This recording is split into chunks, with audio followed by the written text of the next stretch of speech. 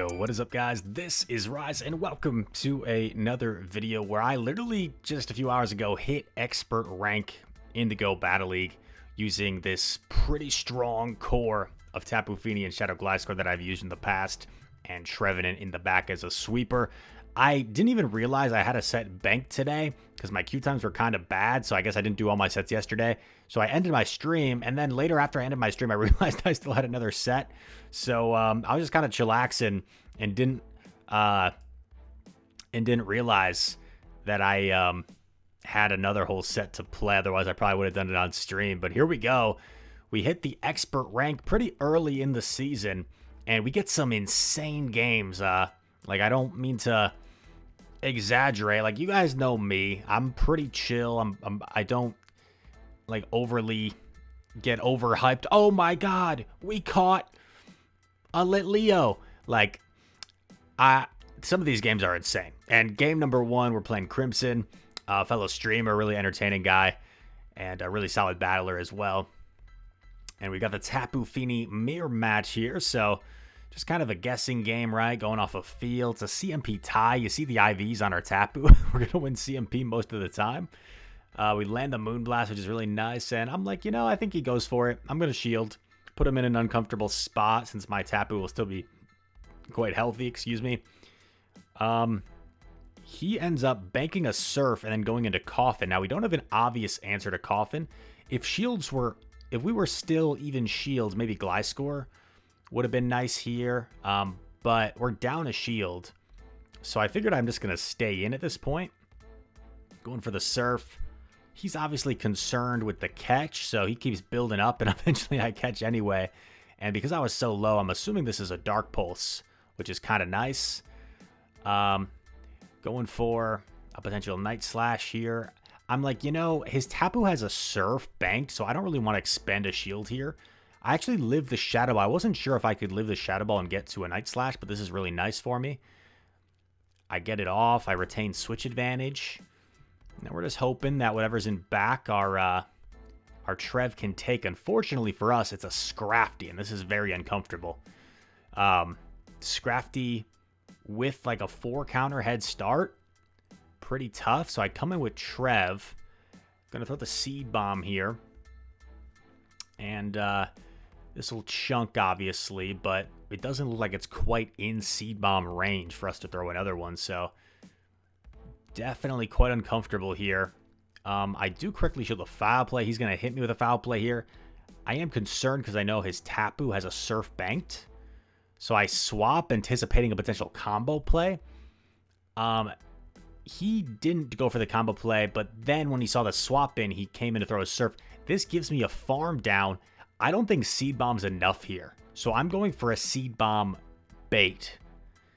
If he lets this go, I think I lose the game, but he shields and I get off the Shadow Ball on CMP. He had to commit to a foul play. Is Shadow Ball enough? Boom!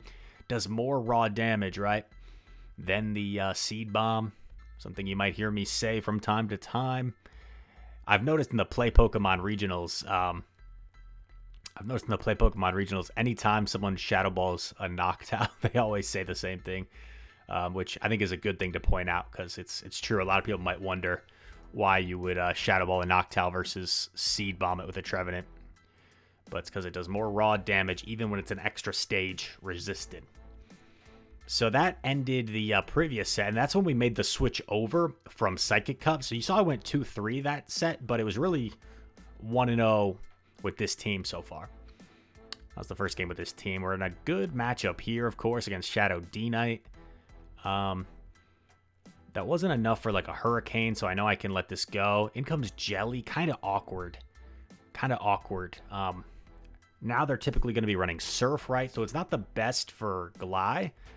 So what I ended up doing was chipping with the Moonblast and then going in Trev. Unfortunately, like this could very well be a bait. Very nice by the opponent with the Surf bait. I'm going to throw here. Let's see. He decides to let it go, so he takes the shield advantage. And, of course, Dragonite's going to come back in. This would have been a really good opportunity to throw the Seed Bomb as a bait. Like a very obvious shield. But that's all right. The Shadow Claws are really chunking, so I was actually just going to throw the Seed Bomb there. He throws before I can get there. That's pretty smart by him. And going to come in here with my Tapu Fini. And he lets me get off the Surf here, which is quite nice. Because this is probably going to force his final shield. So I was pretty surprised at that. I'm assuming he's got like double moves here. He throws the Claw. The Claw doesn't even KO, so I swap out, and it's a Cobalion in the back, and that's just game over. And here's a situation I was telling chat, like, I wonder what would do more, a Stone Edge from Cobalion or a Dragon Claw from Shadow Dragonite. It's probably fairly close. Because one, right, is like a harder hitting move, but it doesn't have same type attack bonus, and it's from a bulkier Pokemon. Versus one's like a weaker move, but it does have same type attack bonus, and it's from a high attack Pokemon. So let me know in the comments what the percentage is from each. That's a good one.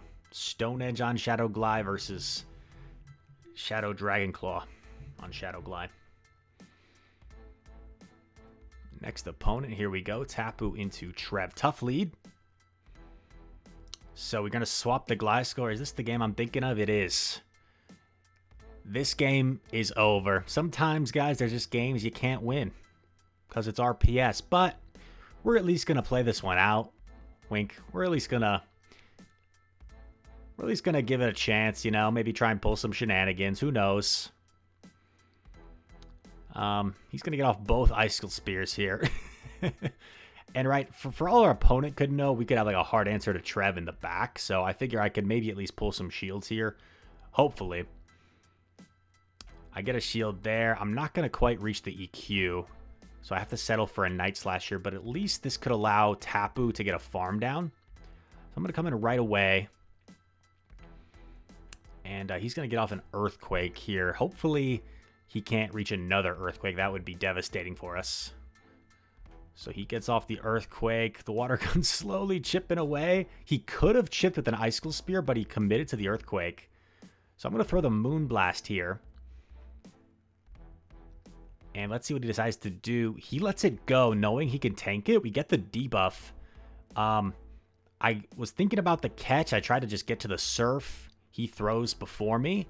And check this out. There's a Swampert in back. And this is important to throw the Seed Bomb instantly because of the one-turn swap in. So now we're going to be able to get to a second Seed Bomb at the same time as his second Hydro. Him knowing that's the case, he actually goes for the Earthquake to do more damage. And I'm just going to over-farm here a little bit because I'm pretty sure the Trevenant on his side is dry. And Shadow Claws probably would have been enough anyway, but this guarantees we can get to this Seed Bomb and take out the Trev. So, dude, what looked like an absolute RPS loss. Tapu into Trev, safe swap Glide, met by Walrein. I was literally saying during this game, like, yeah, this is so bad. This is over. I was thinking about top lefting, but I'm like, you know, I'll just play it out. And we found a win con. And also, of course, Trev versus Swampin' back was like one of the few things that Trev could have beat down a shield. So crazy, man. Crazy. Spandex Soup, the next opponent. G Weezy. Pretty good lead for Tapu. He's staying in for now. Weezing just so versatile. There's not a whole lot that's going to hard counter it. Going for my Seed Bomb quickly, right?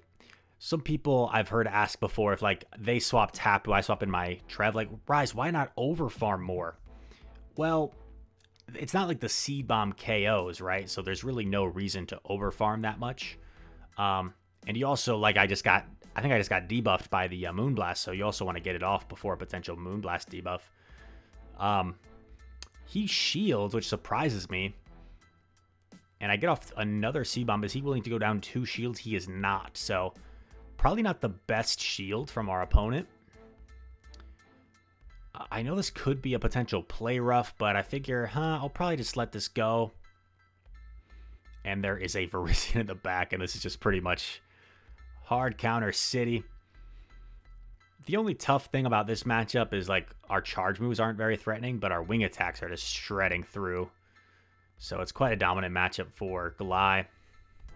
I'm just throwing Night Slash to Chip. Not that I expect him to like shield or anything. Going for another Leaf Blade. We should KO in 3 wing attacks. And he realizes it's over. So he top lefts. And that is a GG. Or was it a GG? That was more of a RPG. Rock, paper. No, that didn't make sense. An RPSG. This isn't Call of Duty over here. Tapu Fini into Charizard. Good lead. Walreign's safe swap is awkward. So if you guys decide to run this team yourselves, I don't know what the best move is here, and you're going to see this game. I think I definitely had some better plays I could have made, without a doubt. I decided to shield here, preserve the health on my Tapu. I know how devastating Charizard can be when shields are down, so I didn't really want to use my last shield this early. He goes for the EQ. I throw my Moonblast. And, you know, here, I think I probably should have just gone Trevenant right away. I think I should have just swapped Trevenant right there. And either he throws his Spear and then leaves, or, like, he just goes into Charizard and then I can Shadow Ball it.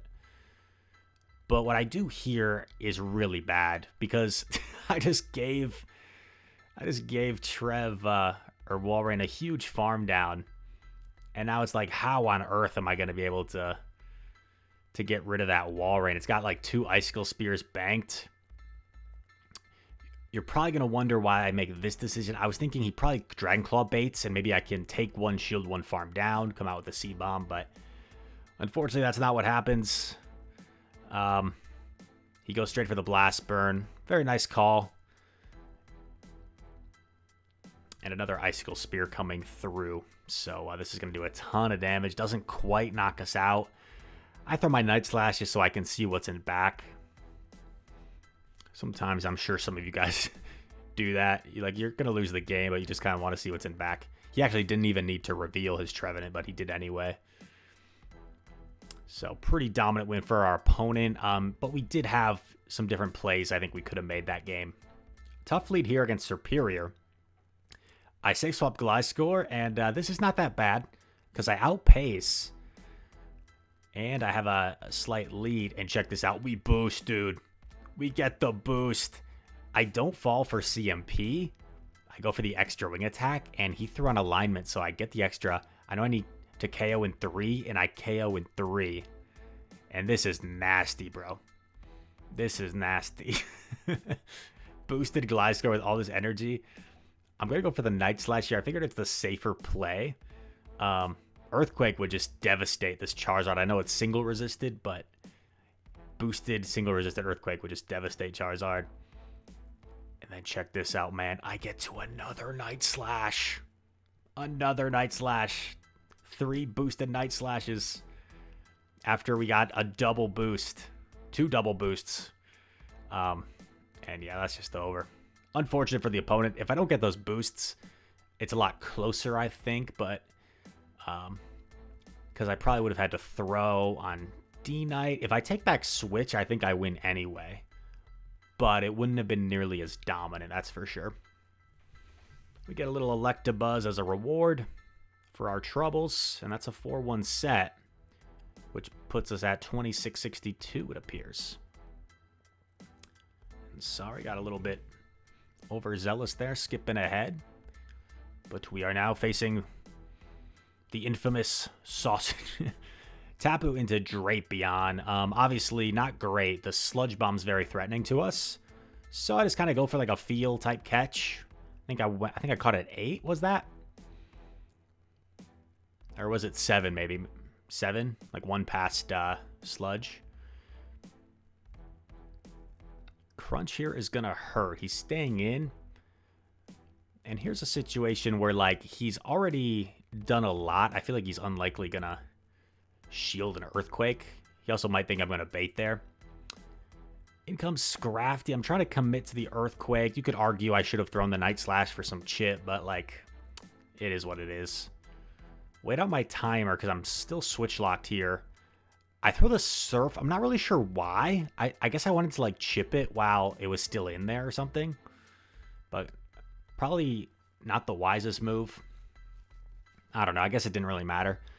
I throw a seed bomb here because my thought process is if he lets it go like he does, I can just 2-shield and Shadow Claw my way through this. Because my Trevenant's behind energy, so at first I was like, oh crap, this is bad, but it's actually not that bad. Because I just went straight seed bomb, and that little chip damage from the seed bomb is not going to let this Trevenant get to 3 moves, so I just double shield. He is up 2 shields, which is concerning, but I'm going to make sure I get off the seed bomb right away.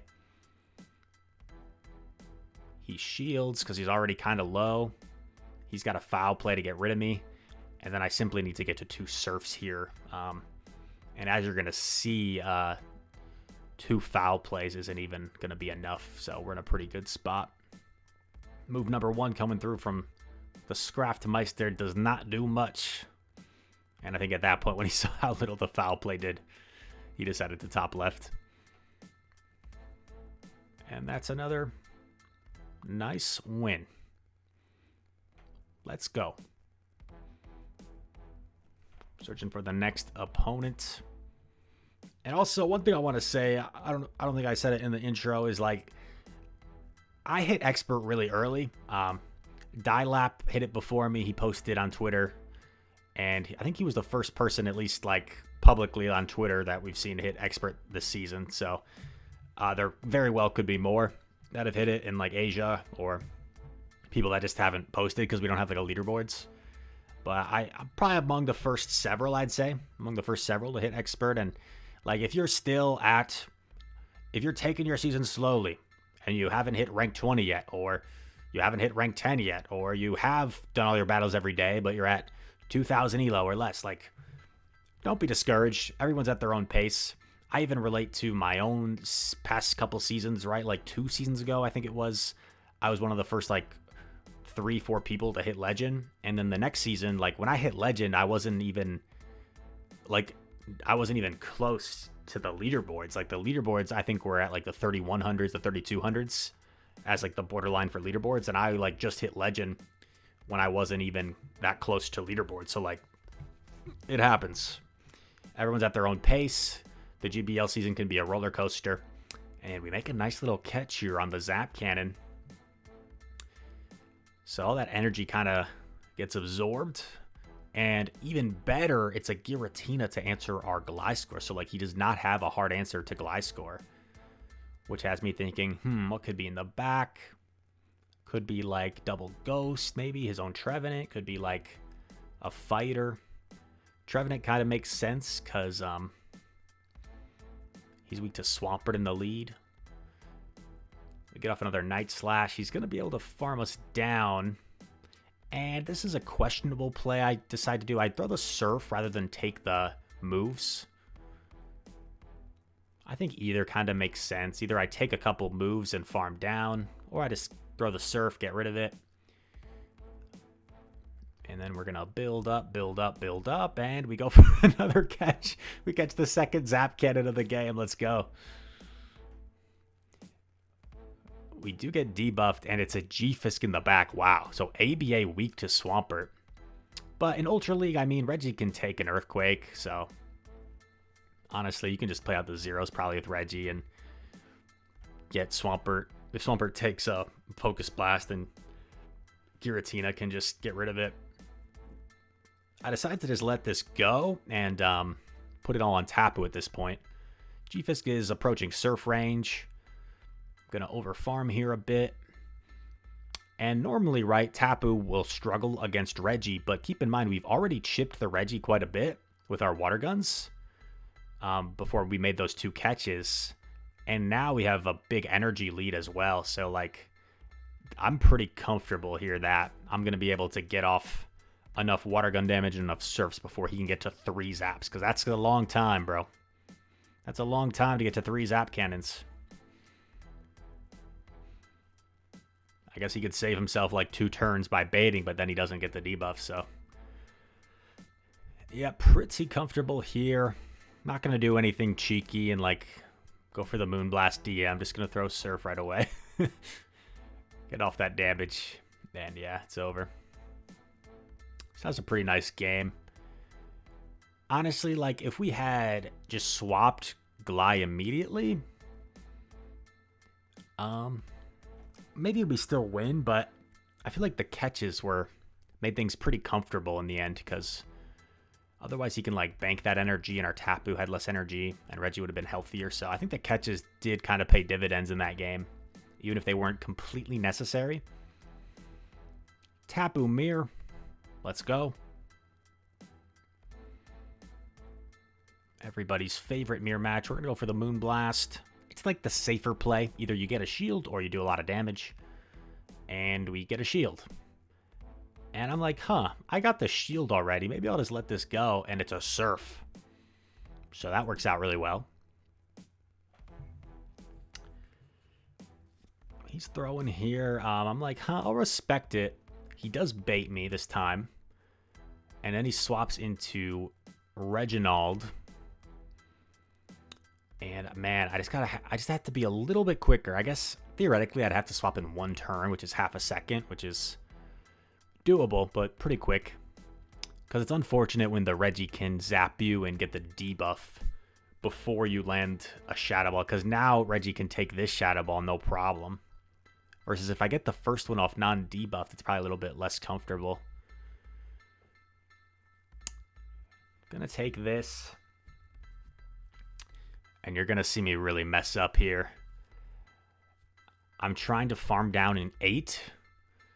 But he had a residual lock on, so he actually gets to another move. And this is brutal. And I think I compound the mistake by shielding.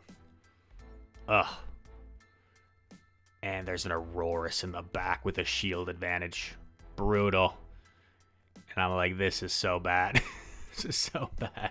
I have no shields. Aurorus could easily just stay in and sweep this game. But he swaps. I know I, like, need Surf energy. And it's like, it's so awkward, right? Like, swap my Gliscor into a Tapu. But I kind of have to. And I'm thinking, like, what is my win con here? I have no idea. But I go for the Night Slash. He throws a move here. I'm thinking, well, I've got almost 2 Surfs on Tapu, so maybe I can double Surf. Maybe I can double Surf the Aurorus. But Aurorus is actually quite bulky. So we get 1 shield. We get off the Surf. Is this gonna be enough? Oh my gosh, it's gonna be so close. Right, it's not that close. Aurorus tanks it pretty easily. And the Dinosaur gets the win, bro. Well played, Dinosaur. So yeah, if I had just not been so greedy and saved the shield and just gotten rid of the Reggie, I think I probably win. But yeah, Aurorus definitely tough for our back line. So we saw the Greedent lead, and it was kind of weird. It was like my gut instinct to just swap in Gliscor, which doesn't make a ton of sense because I'm weak to Greedent in the back. So theoretically, I should be like just staying in. But I swap Gliscor. I'm met by Gira. I get this off, and I'm really hoping he shields because shield advantage, I think, will make this better for me. And I'm also hoping that, what was I going to say? Oh yeah, with a Green lead, right? Green's really good against Trev. So I'm hoping he's probably weak to Trev in the back. So if I can just play out Tapu against Greedent, maybe my Trev can sweep. Greedent comes back in. How cute is this little guy, by the way? If you guys check out my Twitch stream, I have a brand new Greedent emote. Greedent giggle. And it's Greedent, and he's just laughing.